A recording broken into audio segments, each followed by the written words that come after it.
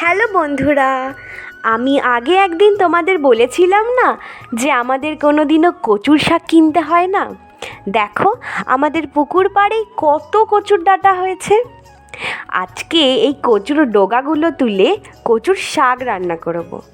তার জন্য সবার প্রথমে কচুর শাকগুলোকে ছোট ছোট করে কেটে গরম জলে নুন আর লেবু দিয়ে সেদ্ধ করে নিতে হবে। লেবুটা দিলে না আর গলা ধরবে না।